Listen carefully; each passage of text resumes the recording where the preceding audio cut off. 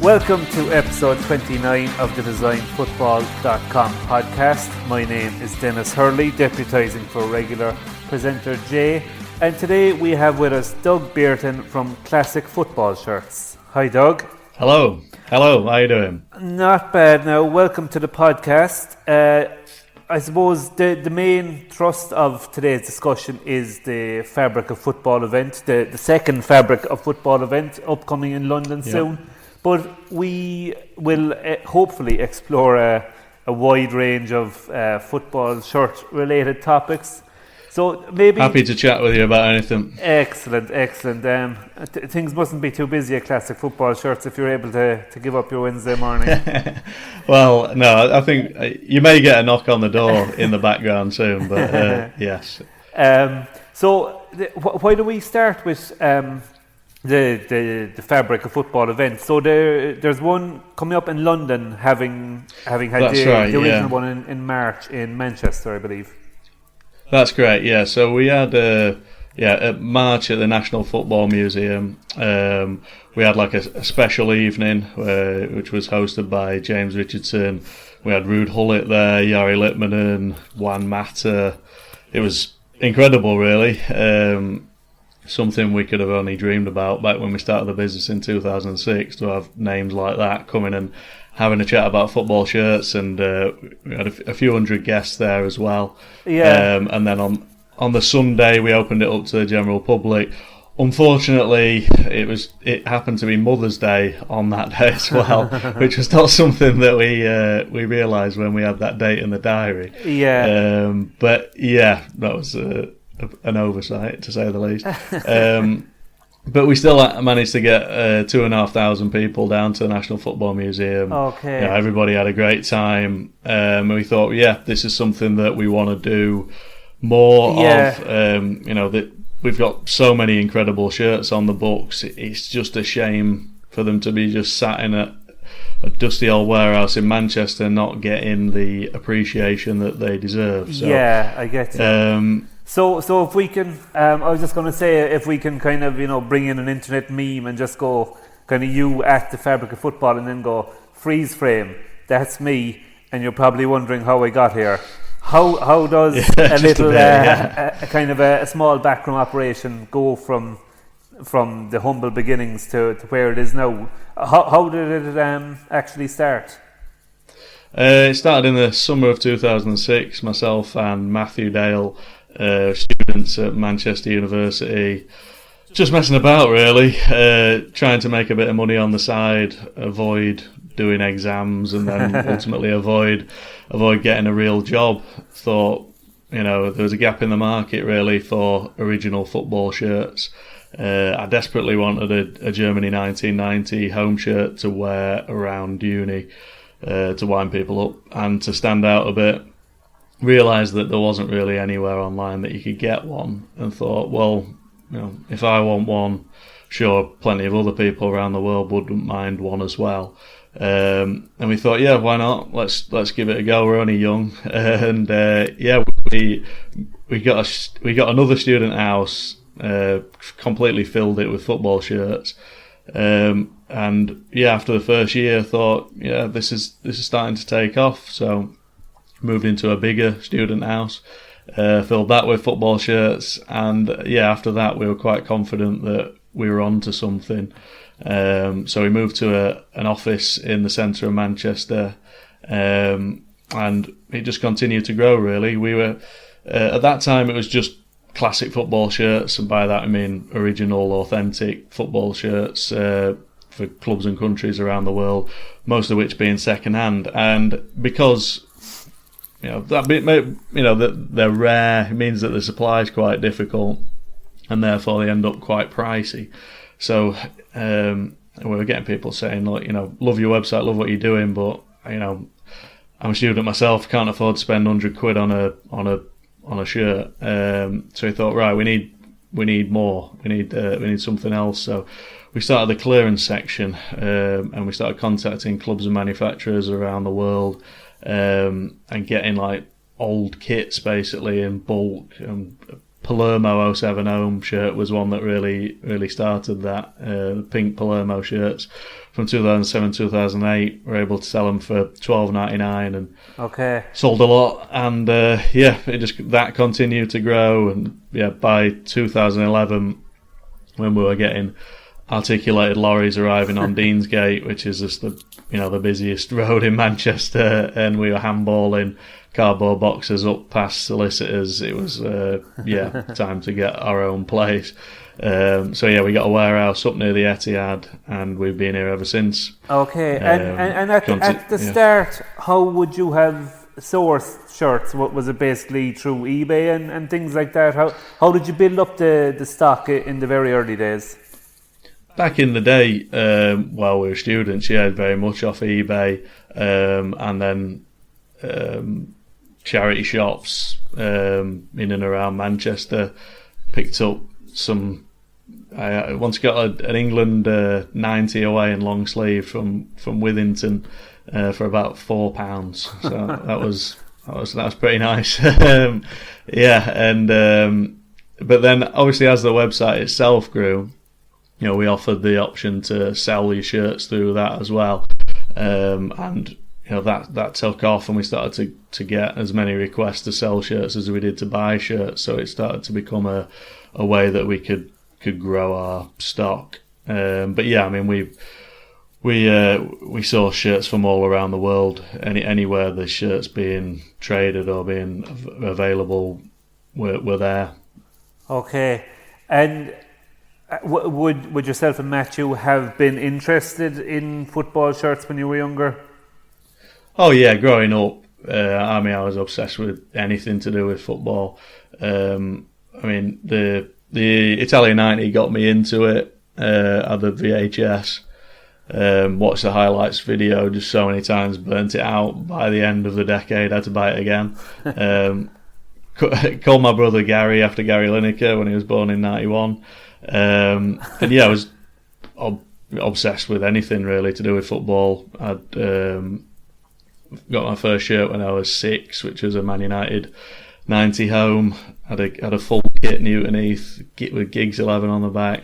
Nice. But I was the type of person who wanted to turn up to football practice in something a bit different. So I used to paint my boots white. Used to wear short shorts, and loved Italian football. Football Italia, desperate to have like a Napoli Mars shirt, desperate to have Germany 90, and when I moved to uni, you start to get you get your student loan, don't you? And first time in your life you've got a bit of disposable income, even though it's not really disposable income for that. And started to actually dabble a bit in a collection and buying a few bits and pieces, and Argentina and Italian teams, that was my passion really. So picked up a few, and by the time me and Matt started talking about business, we had probably had about 50 shirts between us really, back in like April, May of 2006. Okay, and would you still have the bulk of that collection, or at the start were you kind of having to sell parts of your own collection? We had to sell it all. We didn't keep anything back then. It was everything went into the business, and then and for the best part of 10 years, really, every single shirt that we ever got went straight onto the website. I thought it was my job to help others build their collection rather than build a collection myself, and through gritted teeth on occasions. I mean, we had. I always said there's one shirt I'd never sell, which was an Argentina away shirt from the 1990 World Cup final. Oh yeah, did the really deep blue one. Yeah, but we got it. I wore it for a day, and then went, you know what? Let's move it on. And I regret that now, but but then that. Over the last 18 months or so, sort of the summer of 2016, we started to get a lot of shirts directly from players, and that really opened up just a world of incredibleness for football shirts. Shirts you'd only ever seen on pictures and sort of dreamt about. Yeah. Were now becoming like, oh, we've got one. They were starting to become a reality. Yeah. And yeah, we again for the first 6 months or so we just sold them all, everything we got. But then as it continued, we were like, we need to do something with these. Really, these are worthy of being in a museum. This is bigger than just a website. This is bigger than just a shop. The general public needs to see these. When you're getting shirts worn in World Cup finals, Champions League finals, as I say, just shirts you've only ever dreamt about. Yeah. So we thought, right, well, we contacted the National Football Museums, had a few chats with them, and started to build the collection. Really, Holland 88s worn by who you got? Frank Rijkaards and Ronald Koeman's from the England and Ireland games. Okay. We're getting actual match worn Germany 1990. Man United shirt from the '99 final. This is something we need to pursue. Yeah. So we let that grow for about a year or so, and then thought, right, we were actually ready to do it. And we agreed with the National Football Museum that we'd have a permanent exhibition in there, which starts in April this year, and then to launch that, we'd have a party basically, and that party turned into Fabric of Football. It turned into, we need to have a proper exhibition. The museum was only a relatively small space that we were allowed to have for a permanent display. Yeah. And as you know, as a football shirt collector and enthusiast, it's just impossible to whittle something down to like 6 shirts. It's impossible to whittle Fabric of Football down to 500 shirts. So wanted something bigger, and wanted something that wasn't just in Manchester. It could be in London, it could be in New York, it could be in Jakarta. All the popular, where our customers are, where our fans are. That's where we need to be able to take the shirt. So. We thought, let's turn it into sort of like a mobile museum, really, travelling museum, I spent a lot of time sort of curating it, making it something that could flow and tell a story rather than just here's 500 shirts, enjoy. Something that talked you through like the development of football shirts, how they've progressed, how the branding's progressed, how the technology's progressed, how all the little features have developed, and UEFA regulations, FIFA regulations, all that stuff, to go alongside. Oh, that's a nice shirt, because I love looking at football shirts, but I love the little stories about them. I love like the 1986 Argentina away shirt. That story's just. It's a great story, and people need to know that and need to, to appreciate it, and then to be able to see it in the flesh as well. That's a dream, really. Yeah. And if you had to kind of look back over the last 12 years or so, are there any few shirts, we'll say, that you could look at and pinpoint and say, they really kind of brought you to a wider audience? Was there any one or two moments that really just helped the whole brand to mushroom?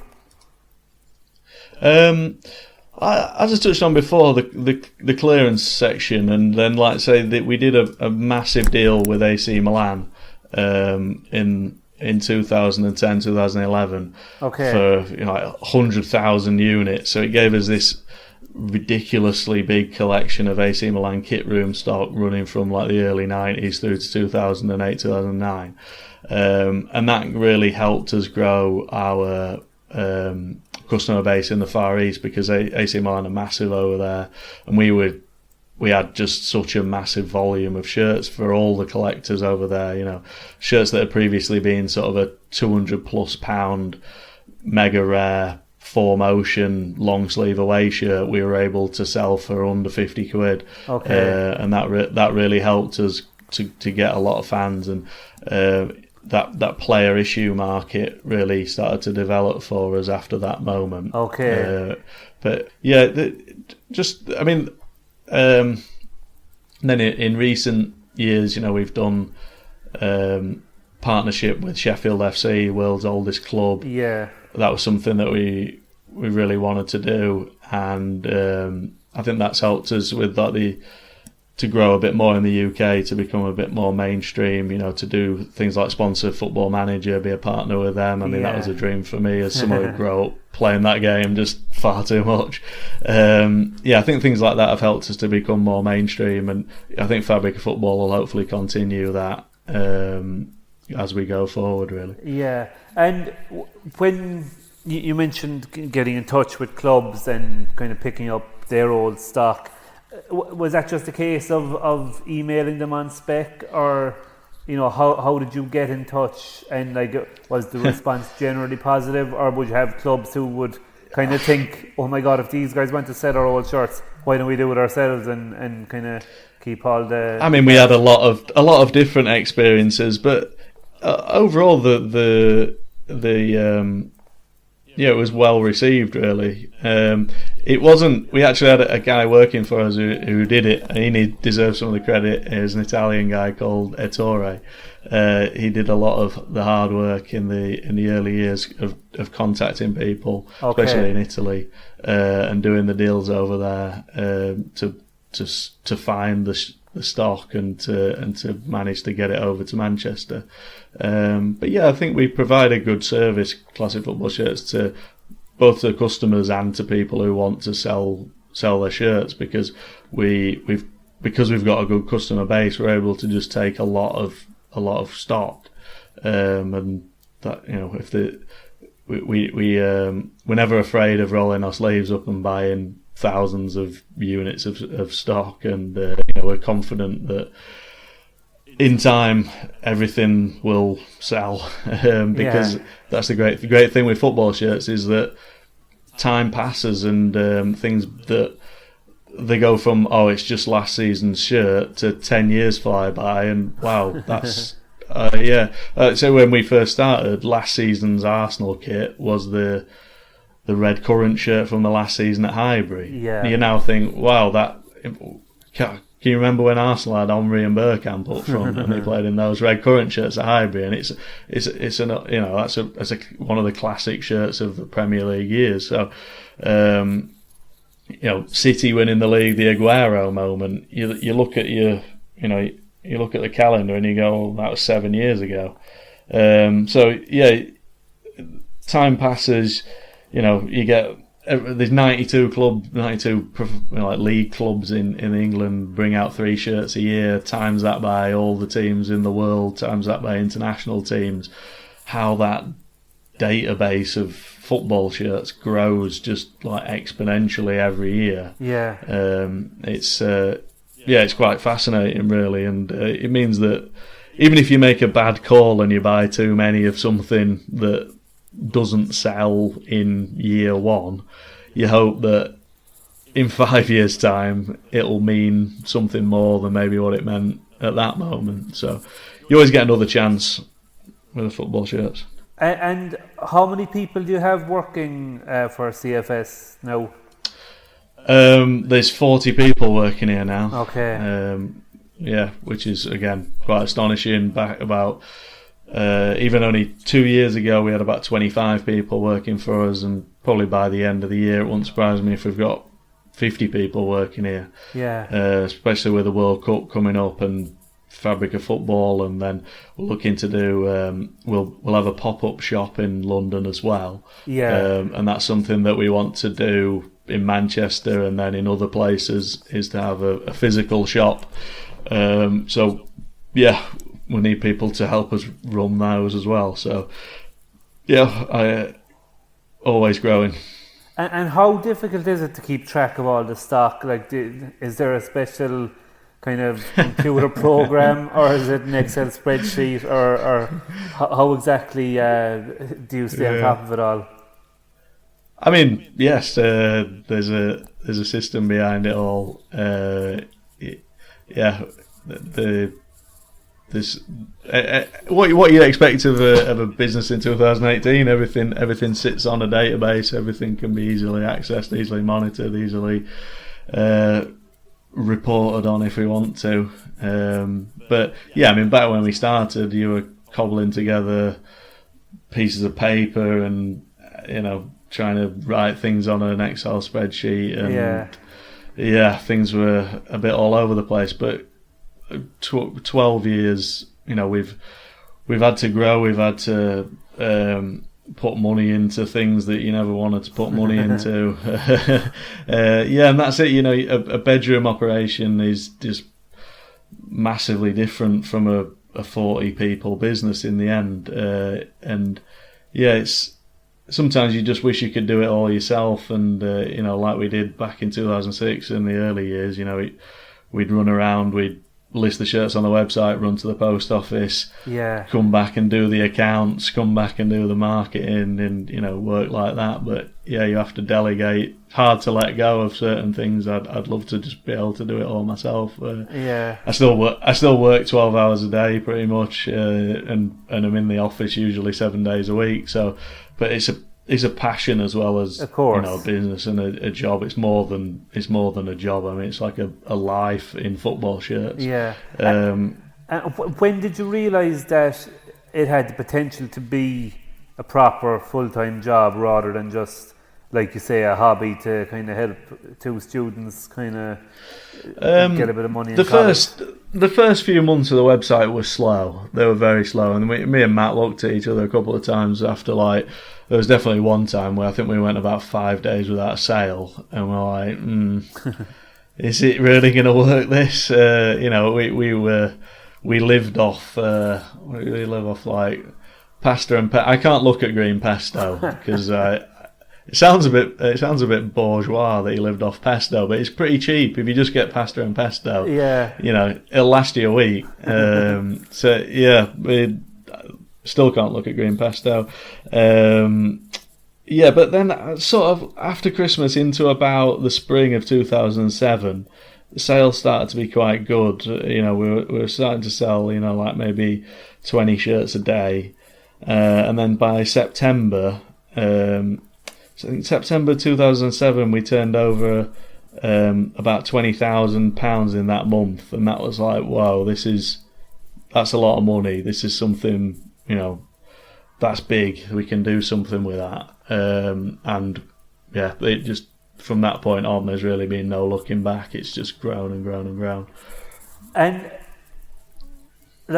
if you look on eBay, we'll say, and you're looking at shirts, because obviously for when I'm illustrating shirts for my website, I like to research and kind of see, where trim was and whatever, and what way the badge might have been, and you'll come across these match-worn inverted commas shirts on eBay, and it doesn't take more than a glance really to see that these guys are just chancers. Sometimes they might be team wear that has had badges applied. You see a lot of kind of 1980s. Oh, look at this prototype Umbro shirt that Arsenal didn't want, and it's not. Yeah. And then you have other ones that are just made in the Far East, and they are absolute fakes, dressed up as the real thing. They'll have the patches and the numbers and everything. And how hard do you have to kind of stay on top of that to make sure that people aren't trying to fob off fake stuff on you, dressed up as the real deal? Yeah, I mean, it's obviously it's a massive concern. I mean, we pride ourselves on only selling original, authentic shirts, but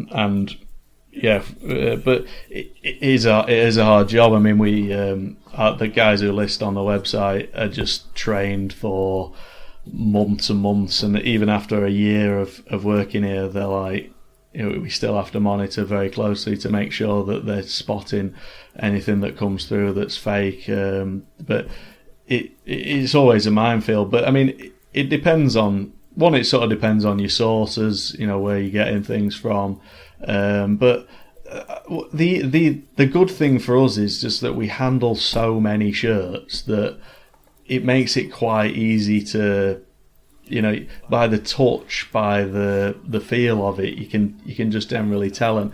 And normally with football shirts, on somewhere like eBay, if it sounds too good to be true, it will be too good to be true. And just to not, always keep your wits about you when you're collecting things, and do your due diligence and make sure you have a look who you're buying from, and you've gone back through. And if they've got a few things that are too good to be true, then come on. Yeah. As much as you want that, as much as you want that shirt, and you've desperately searched for it forever, and this guy's got two of them. It's you just have to, not let yourself get carried away, really, and resist the urge. But yeah, for us, it's. I'd like to think it's easier than it sounds, because mainly because we just handle so much stuff, and our suppliers are generally very good as well. That we don't have to worry too much, and on the odd occasion something slips through. We've got so many customers online that we'd normally just get an email saying, "Oi, Doug, but someone's listed this. I don't know. You want to have a double check of it?" We'll go and have a double check of it, and oh yeah, sorry, someone that has snuck through. We'll get it off the site and chuck it in the bin, and that'll be that. It's something that you got to certainly be cautious about. Yeah, and that's probably like a key selling point. Like if someone says to you, "Oh, I've seen your shirt. You're selling it for more than what I know is a real one on eBay," but you're just able to say to them, like, you provide peace of mind. They know it is genuine, authentic, 100% if they do buy from you. That's it. Yeah, I mean, you get a proper experience. There's more to it than just the shirt. Yeah, there's the service that goes alongside that, and the reliability, and I think the customer service is just something that we take massively seriously, and have done since day one. I mean, I used to reply to every single email myself, and I still did until about 18 months ago. That was something they had to claw away from me and let other people get involved in, because I was just sat there until 8 o'clock every night just replying to everybody myself. But I mean, as with anything, you can find stuff cheaper on Amazon or eBay or any other sort of marketplace that pops up. The same with a lot of other products, you can do that. But if you want to deal with a reliable company where you know that if you do have a problem, they'll sort it out, then that's what we are. And then I suppose kind of another aspect of the football shirt market is the likes of Toffs or Score Draw, who sell replica classic shirts. How do you see them fitting in? Like, I suppose you'd kind of. Well, there's always a market for that. I mean, and I totally respect what those guys do, because as I sort of said before, I mean, there's shirts that are just unrealistic to actually get an original one of. Replica football shirts as we know them, they didn't really start until the late 70s, so we can't possibly ever really stock at something from the pre-1975 unless it's a match worn shirt that's going to end up being a lot of money. And even for Score Draw, who do more modern designs, they're increasingly rare and difficult to find, and so we'll still sell the Newcastle 93 home shirts that we've got, because there's enough people that want the original, but there's not so many of them in existence that we could sell 1,000 of them in 6 months anyway. So for that mass market, there's room for that to exist, and to sell a reproduction for 30 quid versus the original for 100 quid. Yeah. There's people who haven't got the budget, who or not that fussed, so why not? Or they might even have an original and just want something that they're willing to risk putting through the wash and willing to get some beer stains on it. So like, yeah, why not? There's definitely room for both things to exist, and I don't think we tread on each other's toes too much. And you mentioned like the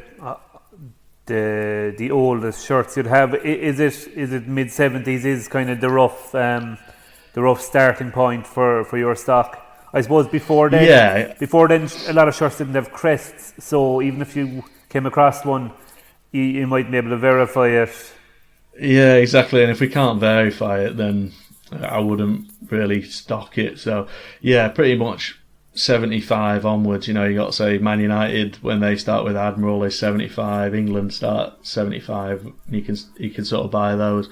Then Umbro, it's more like 78 for your Liverpool, Arsenal, Scotland type of stuff. In general, I say 78 or 75 is like the furthest that we can go back for a replica shirt. And what is your own favourite shirt of all time? I'd say I've got. It's sort of an impossible question to answer. Yeah, I had a feeling it might be. I'd say Germany 1990 home shirt as a just an all-time great, all-time classic. It's timeless. They've brought the design back this summer for the 2018 World Cup, and it's attainable. Enough of them exist that people can have them in their collections. It's not like some obscure third shirt that was only ever worn in one match and only player versions of it exist. But, and on the other hand, I would have to say the Argentina goalkeeper shirt from 1990, the design that Goycochea wore in the final or the semi-final, especially the semi-final, I love the penalty saves, Donadoni and Serena, just the gold chain hanging out over the shirt, just the design, just him in general, his face, and that'd be one I'd just absolutely love to have, and it'd be like a shirt that you could retire on. And have you ever come close to finding one of those Argentina goalkeeper shirts? Again, like as you sort of touched on before, you can buy one off eBay, like one with probably an applied badge, or it's a template that I think exists. Yeah. But I've sort of got into match-worn shirts quite a bit, and to have his actual shirt, that'd be the one if it exists. I mean, in the World Cup, they normally tend to swap after every match. Yeah. So I'd like to think Walter Zenga's sat at home with that shirt in a box in his garage maybe, I could one day meet Walter Zenga, have a coffee with him, and do a deal for Goycochea's shirt. That'd be a lifetime dream, I think. Yeah, you didn't consider getting in touch with him when he was manager of, was it Watford? He was in. Yeah, no, we're always trying to get in touch with people, but not everybody's willing to take a call. It was Wolves he was with actually a couple of years ago. Yeah. I knew it was one of the W's. The funny thing about that shirt actually is that René Higuita wore it for Colombia as well, but clearly someone made a mistake, and the pattern on his one is upside down compared to Goycochea's. Yeah. So I mean, don't get me started on Italian 90 goalkeeper shirts. Is just like one of the great can of worms. I mean, there's just so much going on that's different. That's something that you could write. I mean, I've just finished writing the updated programme for Fabric of Football London. Yeah. It was supposed to be an update. It turned into 14,000 words of new stuff. Okay. But that's because I could write 14,000 words on Italian 90 goalkeeper shirts, and just exploring like the subtle differences and the stuff that's going on is that's when you can lose yourself down a wormhole on a Friday night and you resurface again on Sunday night. And I presume that's what I do in my weekends. Yeah, but it probably helps in a way then when you know that there are subtle differences that can date a shirt to a particular game. Yeah, certainly. It helps. Well, again, it's helped me in writing the Fabric of Football programme that we've got so many of the actual original match-worn shirts, because there's stuff online. People have written about shirts. Obviously, yourself, I'd use your website and look at what you've put down, and everybody's contributed to the body of research that goes into football shirts. But it helps sometimes to have the actual shirt, because you can just look at it throws up other things that don't make sense with what was maybe being written before about them, or you can spot something extra that you didn't realise before. What I often find is that someone will write something about a shirt and it'll be taken as gospel by everyone else, and it might actually be a slightly incorrect, but this piece of info becomes just taken for granted. That becomes the thing, doesn't it? Yeah, I mean, like say the Che Guevara goalkeeper shirt, Majoria. I was re-researching that. I mean, we've obviously sold many on the website. We had our own notes, but in our notes it said that the match was between Majoria and Rosario Central. Okay.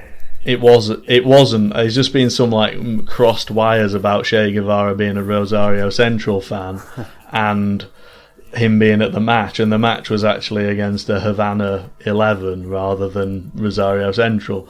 But I mean, we've even contributed to spreading that story about it being Rosario Central ourselves by that going into our notes. But you see it a lot. It's especially. The first thing that gets written, that tends to be the one that sticks, and then it takes something else to be found out, and then but even so, the mainstream will probably always know it as what went first. Yeah, of course.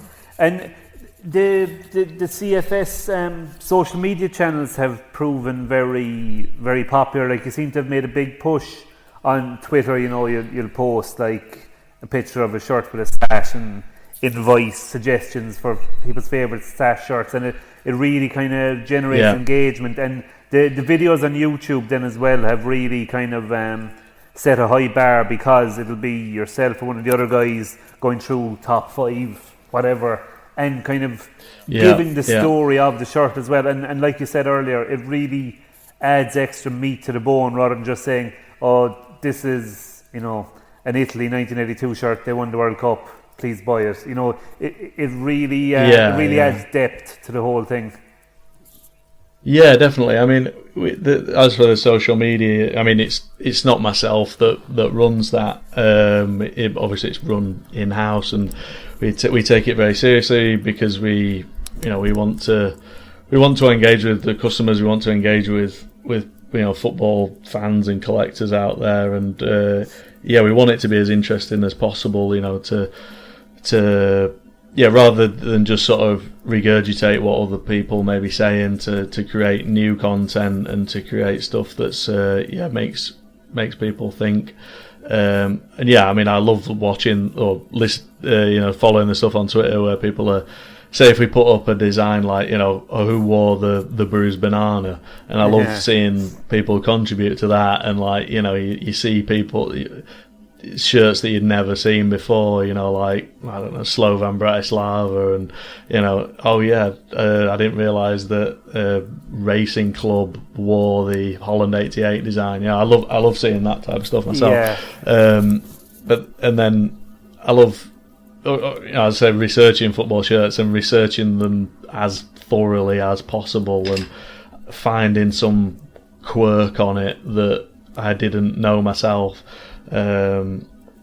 like say the Italia 90 shirt that you mentioned, the version worn at Italia 90 had the flag on the collar and cuffs the different way round to how it had been worn previously, and like why was that? And that's something I'd like to take further as well. Is say at Fabric Football Manchester we had Ina Franzmann, the designer of the Germany 1990 shirt, and I was able to discuss with her, where did that design come from, and try and understand a bit more. So I'm doing the legwork of finding out how many times it was worn, finding out all the variations of it. But then it's something I'd like to do further is to talk to the designer of it, or someone who was working there at the time, and find out even more about it, like where did that come from. And so Ina said that that came from the CEO of Adidas at the time. Just basically went in and said, right, we're hosting Euro 88, put a flag on the shirt, and that's what they did. They played around with a few designs. Ina Franzmann's was the one that made the cut, and that was it. That became the what is often said the best football shirt of all time. That the origins of the classics. And so for that Italy shirt with the collar the other way around, like I'd love to get to the bottom of why that actually happened. Like, what did someone upload the artwork in the wrong way, and the flag came out the other way, or was there some design meaning behind it? That's. Then I think you've squeezed everything you could possibly squeeze out of a football shirt, and you fully understand it there. Yeah. And also to help to find the people who. Find the people responsible for designing, the things that we would call the all-time greatest shirts. Who designed. Well, again, spoke to Ina about the Holland 88. That geometric design. Where did that come from? That apparently there's no one person they can put their finger on who actually designed that. That was more of a team thing. But then there's other designs from the past that were designed by a single person, and to track that person down and to have a chat with them would be brilliant. And it's great for you then that you are in such a position that it kind of gives you a platform that you get to meet all these people and the designers of the shirts, and you've got to meet a lot of players then as well, and go through their shirt career, as it were. Like I remember watching the Michael Bridges video on YouTube. It's great for us kit nerds to see a player who has such an interest in the kits. Yeah, I mean, Michael arranged that himself. He was an absolute hero. I mean, he works over in Australia. Yeah. He contacted us and said, I want to come to visit. I'm over in the UK. I want to visit your warehouse. He came in, then he brought Mark Schwarzer with him, and they filmed a piece for Optus Sport. And then I'd said, look, do you mind if I have an interview with you? And he was obviously massively enthusiastic about doing it. He loved football shirts as much as we do, and he could have happily talked about them all day. But I guess that then completes the full circle of it. If you're able to, do, I'd say, like the fact checking of something, work out how many times it was worn, work out the variations, work out any subtle details that occur in a shirt, the differences between the player shirt, the replica shirt, all that type of thing. Talk to the designer, find out where the design came from, what it was all about, and then you talk to the player who actually wore it or wore that design, and what he felt about it, and how his special moments wearing it. That's a dream. You've completed everything to do with it then. And without giving away kind of any personal details of anyone now, has it ever happened that an order has come in online or whatever, and you see the name of the person who's ordered it, and it's someone really famous, and you think, wow, I never knew they were interested in football kits? Yeah, definitely. It's hard to say without giving names away, but certainly. I mean, you'd probably be surprised at some of the people who are interested in it, and it's great. I think it when I see that, I'm like, yes, that legendary status is like confirmed. Then if they buy a shirt that. Or you go, I didn't realise he supported them. But then maybe they're buying it for as a gift for somebody. It's interesting to see, and I do like to follow, who people support and what they're interested in. But I mean, I look through the orders very carefully, and I love to see what people are buying, and people do starting a collection to get in touch with them and sort of see what it is they want to buy, what's their interest, because we've got a massive backlog of stock to process at ZFS. I mean, we're sat on just so much stuff that sometimes we can it's easier if we know what people want, and then we can maybe offer a more personal service, but it's difficult because obviously we've got a lot of customers and a lot of shirts. Of course, so, but it's not a bad complaint. And James Richardson presented the Fabric of Football Manchester. Is he deeply interested in shirts, or was it kind of, because you associate him with the classic Italian shirts of the 90s, or how did that come about? Yeah, I mean, James Richardson was just an absolute. He lived up. You say never meet your heroes, but do meet James Richardson, because he's a really nice man, and he came he outdid me, to be fair. I said to him, I sent him some bumf about football shirts and said, we're going to interview Ruud Gullit, maybe have a look at this, maybe have a look at that. But he came in just so prepared. He'd really done his homework, and he really knew extra stuff about football shirts. So he asked Ina Fransman a question about was there some meaning behind the way the flag pattern goes up and down, and how that compares with Germany's World Cup performance. I saw that. I mean, like, I hadn't told him to say that. That's something he'd done himself, and I mean, I had a great chat with him about Italian football and Football Italia, and finding out who his favourite players were and what he was interested in. Like he said, Roberto Mancini was his favourite player, well, best hair anyway. Roberto Baggio, but yeah, he's definitely as passionate about it as you'd want him to be. He's not just like he leaves the studio and he's not interested in football. He's definitely interested in everything that you'd want him to be interested in. And that was incredible to have James Richardson there. I can't thank him enough for getting involved with it. And will he be presenting the London show, or is it no, the London show is going to be a bit different in that it's just going to be 4 public days, 4 days of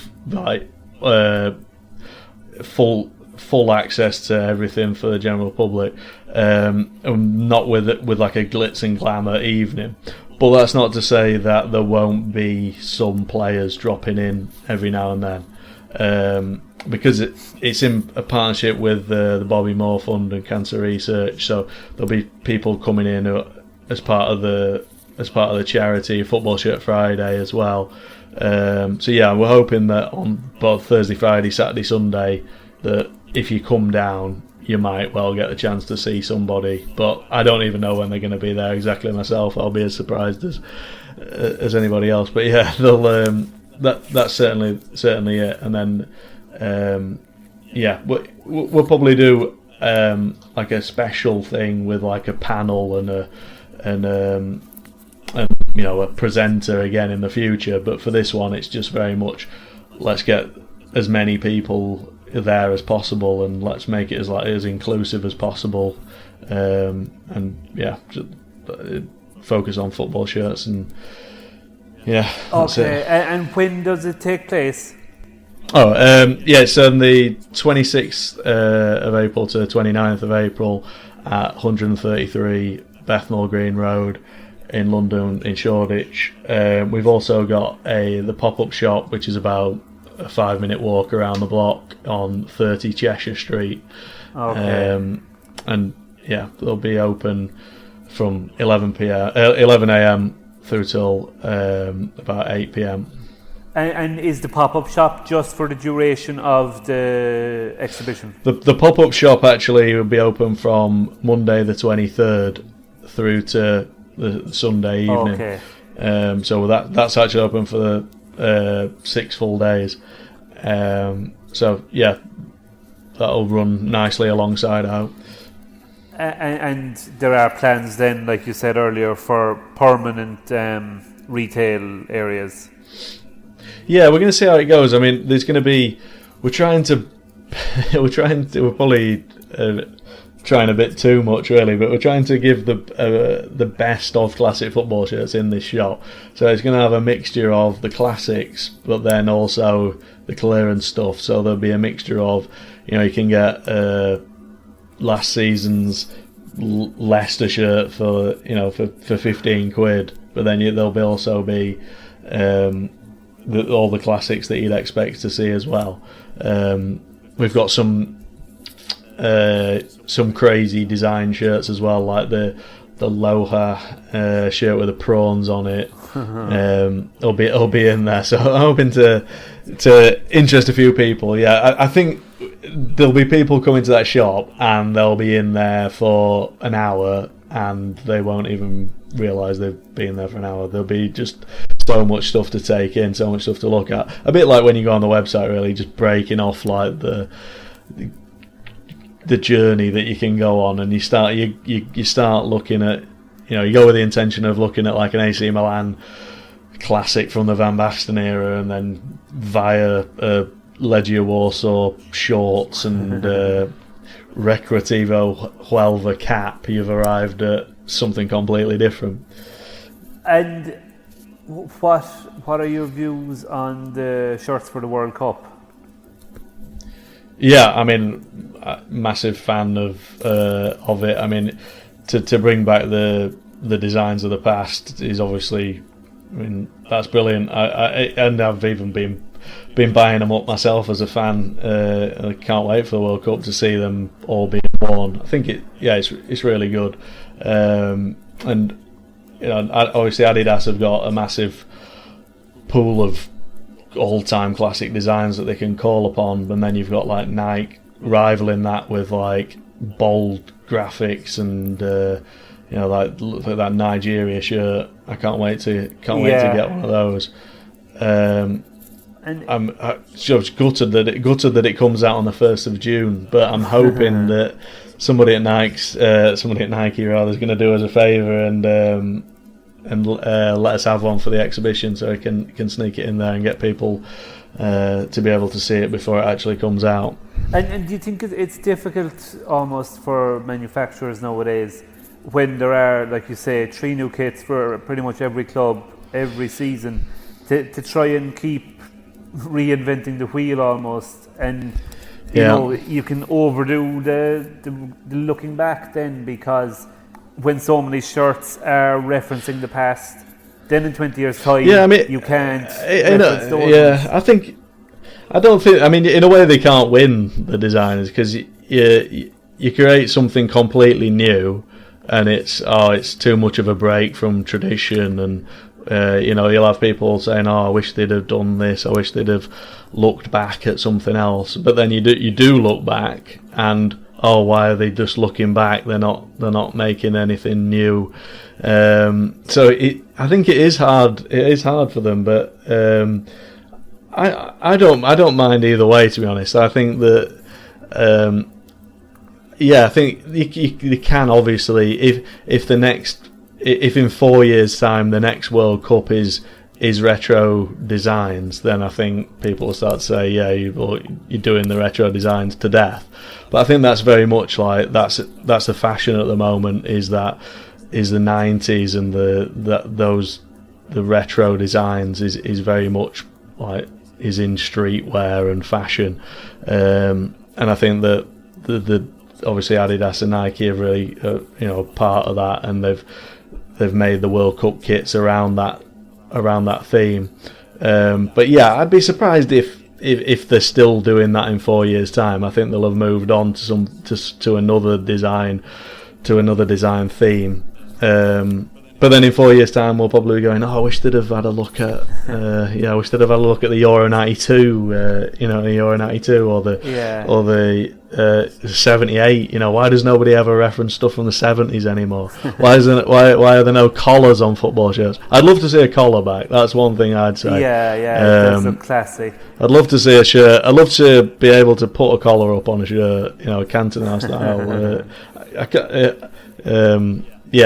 That'd be my one request. But other than that, no, I'm just interested to see where the designs go and where it takes, where it goes next, basically. And I suppose football fans nowadays, it's probably to do with the internet and social media and the way that people talk more to like-minded people and views become very trenchant. Things I've noticed that kind of fans are very much against is the recolouring of crests on away shirts. Even though that's something that's gone on since the beginning of time. And the same with templates. Templates get a fierce bad rap nowadays. And, if the manufacturers are making individual shirts for everyone, they wouldn't have enough time to do it. Like, do people almost get too spoiled by kind of what's out there and still demand more? I think, some of the greatest designs of all time are templates, aren't they? I mean, in the 80s and early 90s, there's not many bespoke shirts. They're often, you mentioned the Holland 88. It's a template. Other teams wore it. You got Borussia Dortmund, Soviet Union wore it at the same tournament just with a collar. So obviously Germany wore it at Italia 90. That's I guess the strength of the template comes down to the design itself. People criticise maybe the Nike 2016 stuff because it's quite simple. It's a simple design. They're just changing the colours of they're literally just changing the colours of the shirt, aren't they? But I guess they're just changing the colours of the shirt, whatever. But if it's a strong design, then I think you go like, I'd love to see my team in that. Yeah, I'd love to see what my team shirt would look like if we had that design. But if it's a weak design, then it does start to get a bit monotonous when everybody's got that same kit. But yeah, I think that in the 90s, 80s and 90s, you had a lot of 2-season shirts, didn't you? And even sometimes longer than 2-season shirts. I do think that bringing out 3 new shirts a season, or at least 2 new shirts a season, is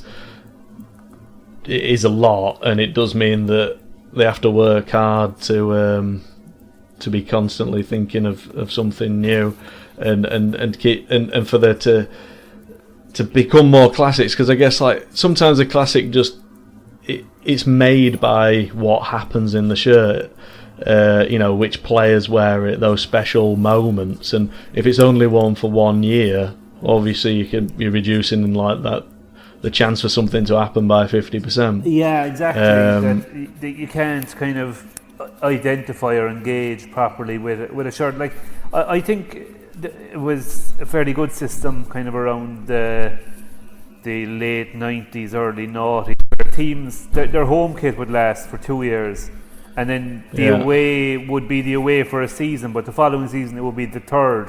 So you had a good rotation going, and nowadays you almost can't get used to a shirt before it's time, for the leaks for the following season's ones to appear. Yeah.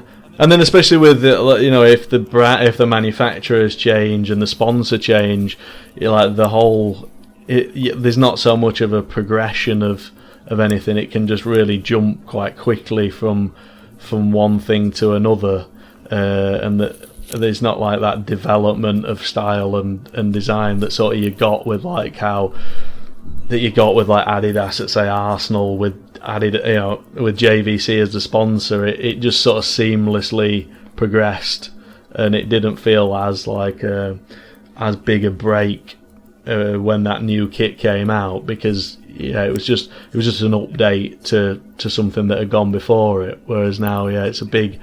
You can often go like, wow, that didn't even didn't even look like a certain team because they've gone from wearing the stripes to a striped kit with Umbro to just a full red coloured shirt with Kappa, and it just looks completely different. But then I wouldn't ever criticise anything because it's just it's all interesting to see what happens with, and in some ways the criticism can then end up making something that somebody wants in years to come, when it's like, when I hated that shirt, why did they change the badge, why did they make us play in that tone of the colour, I don't like it. But then I don't know, maybe in 10 years time it becomes a bit of a cult classic because maybe not as many people bought them at the time because they didn't like them, so it's a bit rarer than it should be. It's a bit rarer than the shirt from around it. So yeah, time's a great thing with football shirts. There's that instant thing when the kit designs come out in the summer, or people got their judgments, people got to say what they want to say about it.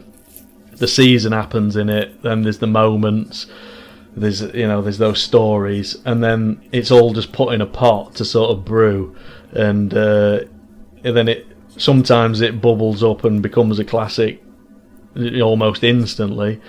Other times they can bubble along and or maybe people aren't that interested, but then bang, 10 years time, 20 years time, just through the age of it then. I mean, you're talking about a 20-year-old shirt. Well, I want a piece of that. It might be from the year that somebody was born, or the first match they ever went to happened to be in that shirt, so it means something to them. And it's it sounds a bit cliche, but yeah, every shirt means something to someone else. It means something to them, and it might not necessarily.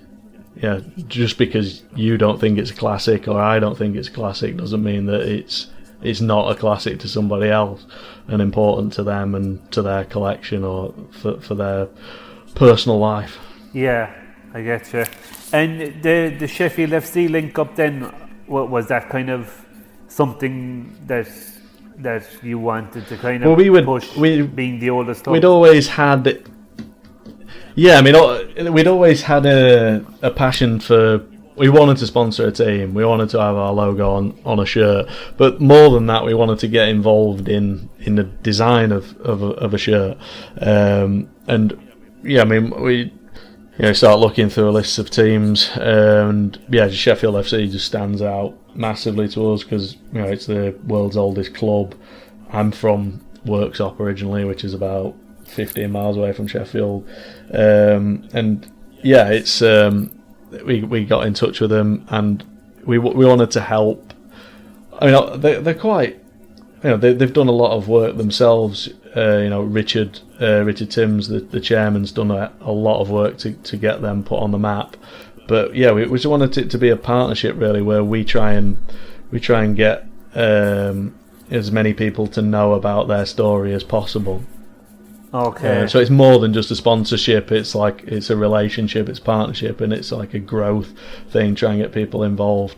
But yeah, I think, and then for the 17-18 season, we were able to design like the lace neck anniversary shirts, and then we've designed some new shirts which will come out for the 18-19 season. Okay, you've kind of answered my next question, because I was going to ask as to how much input you had into the design of the shirts. Yeah, I mean, it's for the first year we weren't allowed as much input as we wanted, but then we've been allowed more as we've got into it. Okay. You're still restricted a bit. I mean, you're working with a manufacturer, so we haven't been able to like make a completely bespoke shirt in that, like, you're choosing the base shirt, from a catalogue, and then you're adding your own, you're sort of accessorising that with your own personalised design. So we haven't sat down with like a designer and gone like, I want this type of stitching and I want this type of like overlay and this, but we have come up with the graphics for it and the general colourways and things like that. So yeah, I think people will be interested to see what we've come up with for 18-19 anyway, and hopefully they are popular, but we'll see. And would you kind of notice that in your own sales that the Sheffield FC shirts are kind of popular to the casual fan because of your association with them? I think that they'd be popular anyway. I mean, obviously we have shirts for lots of teams on the website, and lots of small teams, lots of obscure teams that people haven't normally heard of. And if people like what they see, if they like the design, if they like the backstory, and more importantly, if they like the price of it, then they'll buy them. And I think that, yeah, even if we weren't involved with Sheffield FC, it wouldn't really matter. If we had Sheffield FC shirts on our website for the price that we have got them on for, like, 20 quid, then people will buy them. But yeah, I think it helps we're able to to promote each other on social media, and to look a bit further into the relationship has helped a lot. And yeah, I'd like to think there's people, our hardcore fans would buy a shirt because it's got our logo as a sponsor. But I think that it'd be wrong to say that they're only buying stuff because of that. Yeah. I think that Sheffield FC's got its own story. And what are the other kinds of plans for CFS on top of strengthening that partnership with Sheffield FC and, maybe kind of opening shops? Yeah, I mean, the Sheffield FC, obviously the oldest club in the world, but I want to sponsor more teams. Would be something that I'd like to get involved in. Maybe look at the oldest clubs in other countries, and to get involved, like they call it the club of pioneers, like all the oldest clubs in every country, they come together, and if we try and sponsor as many of those as possible, that would be nice. To have more involvement in design of shirts, to look at like collaborative shirts with other people that we partner with, would be nice as well. And then just the normal stuff, really, continuing to grow the stock, grow the contacts, grow the offering that we can give to customers, improving the services, and then Fabric of Football to take that around the world, especially to like our like, obviously we're from Manchester, but like where our biggest customer bases are, especially in the Far East, it'd be great to meet all the people that are our best customers. Would be great. And with the shop, to have something physical locations for people to come and enjoy looking at original football shirts, like whatever day of the week. They don't necessarily have to wait for the next Fabric of Football exhibition. If you want a bit of classic shirt action, just come, just to go to the pop-up shop or the physical or a permanent shop in Manchester, and to be able to browse through the archives and to offer something in that way as well. Excellent. It all sounds very interesting and exciting. So I think we can wrap it up there. Obviously, before all those plans for world domination, you have Fabric of Football London to come. So you might just remind us again when that takes place. Yep. So the pop-up shop, 30 Cheshire Street, London. That's on the 23rd of April until the 29th. And then the exhibition itself is at 133 Bethnal Road, and it starts on the 26th of April and runs to the 29th.